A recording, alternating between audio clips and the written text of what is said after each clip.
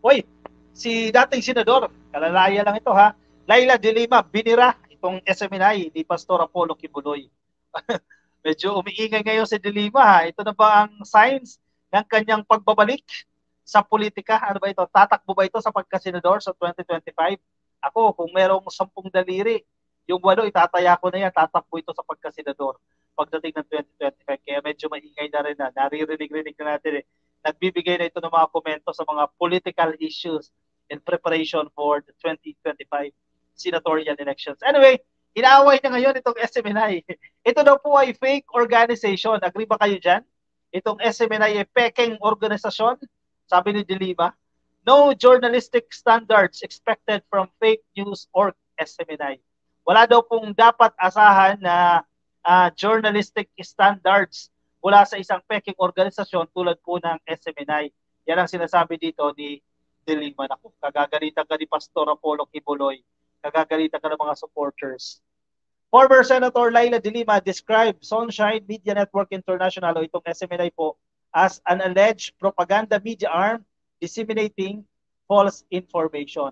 Isa daw po itong propaganda media na nagpapakalat daw po ng fake news. Nino, di ba? Fake news nino. Sino mga biktima ng fake news nito kung totoo?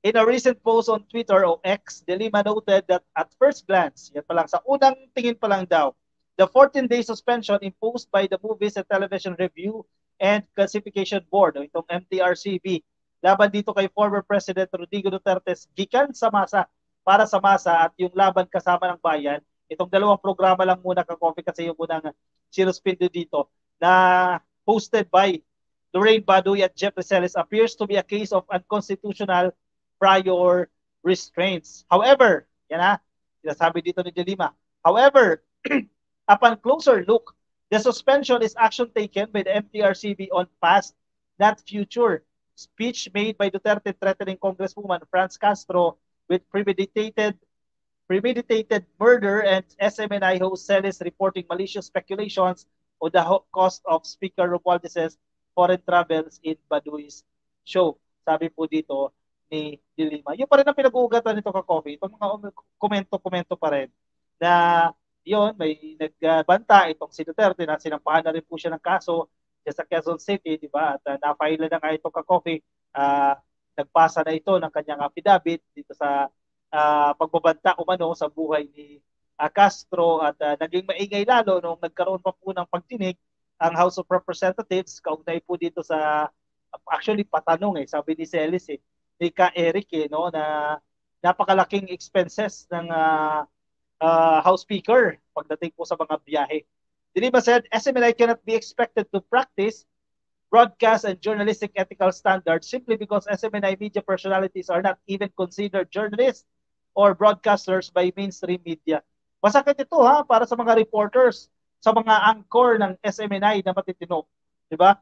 Itong sinasabi dito ni De Lima kasi nilalahat niya dito SMNI cannot be expected to practice broadcast and journalistic ethical standards dahil ang mga SMNI media personalities daw po, ako, hindi lahat na ni De Lima dito, are not even considered journalists or broadcasters by mainstream media. Medyo off itong statement na ito ha.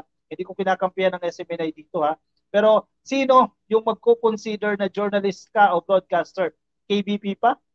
Kapisanan ng mga broadcaster ng Pilipinas? Definitely hindi. Diba? Kasi isa lamang po yung organization na nagbibigay ng accreditation din sa ilang mga personalities. Hindi naman required ka coffee. Kung ikaw ay media organization, hindi ka required na magpamiyembro dito ng KBP. Ang iba nga dyan ay kumakalas dahil hindi na-meet yung mga expectations mula sa kanila. So medyo off ito ha. Lalo na yung matitino na journalist o mga reporters, writers na nandiyan no, na posibleng biktima lang din. Medyo offensive itong statement na ito ni De Lima. They are not career professionals in the field of broadcast journalism recognized by peers. One is a mass murderer and the other one is a glorified anti-communist red tagger, sabi po ni De Lima. The former senator said that this is the first time that the government is, and I quote, is confronted with what is basically a fake news organization masquerading as a legitimate broadcast media entity that mainly peddles fake news. Ayan, nagpapanggap lang na legitimate broadcast entity itong SMNI, yung pala peking organisasyon, sabi ni De Lima. SMNI is not ABS-CBN, GMA, or TV5. SMNI is a blatant propaganda media arm that pioneers on fake news dissemination.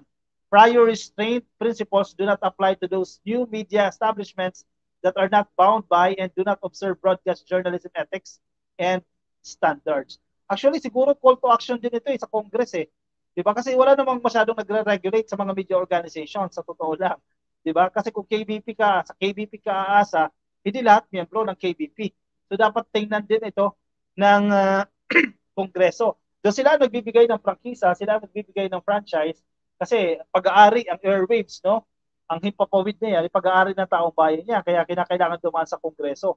Kasi andyan yung mga representatives ng taong bayan bago sila bigyan ng prangkisa na makapag-operate. Pero pagdating dito sa oversight functions, pagdating dito sa pag-accredit sa mga, sige, sabihin natin simpleng reporter, pag-accredit sa mga journalists, wala tayong government agencies na nagre-regulate o ito nagsiset ng criteria para ma-consider ka na isang journalist, isang broadcast journalist, etc. Walang agency na nag-accredit niyan. At sino yung nagpo-police? Sino yung nagbabantay doon sa ethical standards no na tinutupad nito? Yes, sige, paminsan-minsan andiyan dyan ng MTRCB, pero syempre limited lang din po ang powers ng MTRCB, di ba? Pwede kasi sila mag-suspend. Ang NTC limited lang din po ang powers. Pero itong malaking usapin, paano mo masasabi na isa siyang reporter? Accredited reporter siya kasi nga ang KBP nga hindi eh. 'Di ba? Hindi niya sakop lahat eh. Mga members lang ang covered nito eh. Paano kung di ka member? Ang media organization na hindi member. Yung iba nga hindi na nagpapa-member dahil may mga hindi nila na-meet na mga requirements. Actually, call to action din yan. Maganda tingnan din ng Kongreso yan. Di ba? Not only yung titingnan mo yung issue ng SMNI, tingnan mo yung issue ng pangkalahatan. Yan dapat ang tutukan. Magandang tutukan ng Kongreso yan. Di ba? Bigyan, sige, accredit natin dyan. Di ba? Para may pananagutan din. Kung ikaw ay reporter, isa kang anchor o isa kang commentator, may categories.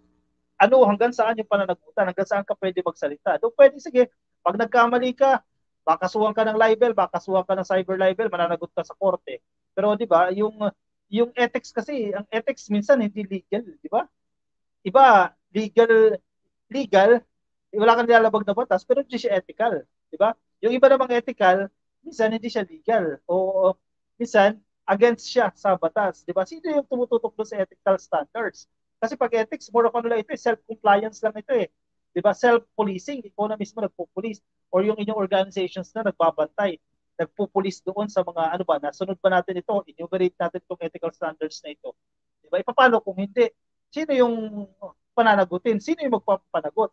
Malaking factor 'yan. Dapat tingnan din 'yan ng House of Representatives. Pwede pag-aralan 'yan. Hernando Reyes, paano vlogger hindi?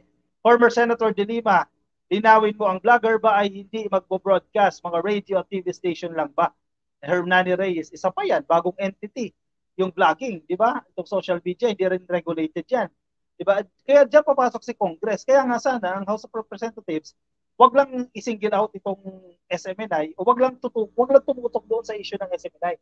Tutukan yung general issues na kinakaharap ng broadcasting. Kasi andyan na rin ng social media. Even yung vloggers, dapat kahit papaano, may filter din yan. May regulations din yan. May tumitingin din yan. Kasi hindi naman pwede lahat malayang-malaya ka. Kailangan may control pa rin. Diba? Hindi naman panggigiit ng freedom of expression yan or freedom of speech yan. Basta huwag ka lang lilihis doon sa sinasabi ng saligang batas. Article 3, Section 4 ng ating Philippine Constitution. Diba? No law shall be passed abridging the freedom of speech and of expression of the press. Diba? Tignan yan. Diba? Balansehin ng Kongreso yan. Kinakailangan ng policy din. Brown Sky, paepa lang yan si Pimentel. Akala mo natutuwa sa kanya ang taong bayan. Malalaman sa halalan yan. Madam Friday, so kumusta na kaya si Mr. Dayan at si Mr. Junel? Yan, wala tayong idea dyan. Solid Duterte pa rin kami. Sabi ni Don Buyog. Hello po sa inyo. Dapat lahat under KBP, Leonardo Ansag. Ang problema, walang batas na nagsasabing dapat, di ba?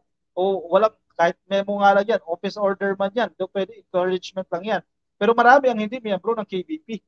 Kung sino yung may malaking bayad sa stasyon, siya ang laging pinapalabas o pinopromote. Yan, maganda yung issue din yan. Nor Elong. Kasi babalik ka pa rin sa konsepto, ng business entity siya, di ba? Negosyo siya. May operation cost siya. Sige, halimbawa si Station A, sige, si TV Network A, may cost yan. Nagbabayad ng artista, nagbabayad ng anchors, reporters, writers, producers, editors. Lahat yan. May expenses, gasto sa kuryente, gasto sa internet, gasto sa tubig. Yung overhead expenses yan, napakalaki. Kinakailangan mong kumita, di ba? Pasok mga sponsors. E paano kung sponsor mo may ginawang masama? Babalita mo ba siya? Di ba? Kapag pull out yan, masisira yung operasyon mo. Di ba? So, yan yung mga ethical practices na yung iba, hindi naman illegal, di ba? So, kailangan mong balansehin yan eh. Sa media studies, inaaral yan ka-coffee. Pinag-aaralan yan. Mga tawag namin dyan, filter. Kasi ang background ko, nasa media, di ba? May mga filters tayo niyan, may mga layers tayo na factor, bakit ganito yung content ng isang TV organization. Yung iba nga lang, pag-invite ng expert, di ba? Halimbawa, sige, meron kang storya. May ginawa kang storya. Kailangan mo ng resource person. Maghahanap ka ng expert magsasalita doon sa issue na yon. Eh, syempre, kung against the administration ka, maghahanap ka ng eksperto na titira doon sa administrasyon. Again, sino ba kasi yung kinuha mong expert, di ba? May bias na agad yan. Maraming factor. Sino yung nagpupondo doon sa organization? Baka daming commercials dyan pinapasok, di ba? Sino yung nagko-control o sino mismo yung may-ari ng media organizations? Napakaraming tingnan na pwedeng pag-aralan dyan. Paulo Zamboangueño, ads po, may kita sa ads. Isa pa yan, ka-coffee. Napakaraming kita, ka-coffee. KVP, kapisana ng vloggers sa Pilipinas. Isa din po yan. Again, sinasabi natin, hindi panggigipit sa freedom of expression, pero kinakailangan may regulation din kahit pa paano. No? Solid BBM pa rin kami. Ayaw namin sa madaldal at palamura, ginagaya ng mga bata, sabi ni June Laguras. Anyway, sige. Anong opinion nyo dyan? Lagay sa ating comment section. Mabasa rin po ng ating mga ka-coffee ang yung mga opinion dyan. Lagay lang po dyan. I-comment lang po yan dyan. Leonardo Ansag, tama ang analysis mo ka-coffee. Keep it up. Okay, thank you, Sir Leonardo Ansag. Dahil rin po yan sa inyong mga komento at ang inyong mga reaksyon. Lagay nyo dyan sa ating comment section. Beth Cano, nakikinig sa atin sa Facebook, kay Rowena Manikis, kay Lilia Villanueva, kay Lucita Co, kay Junicio B. J. Banzon at kay Anjo Bossi. Happy viewing po sa inyo dyan sa Facebook. Baka hindi kayo pa naka-follow ka coffee sa ating Facebook page at click lang po yung follow at i-click lang po yung like. At kung nasa YouTube po kayo, ay i-click lang po ang subscribe.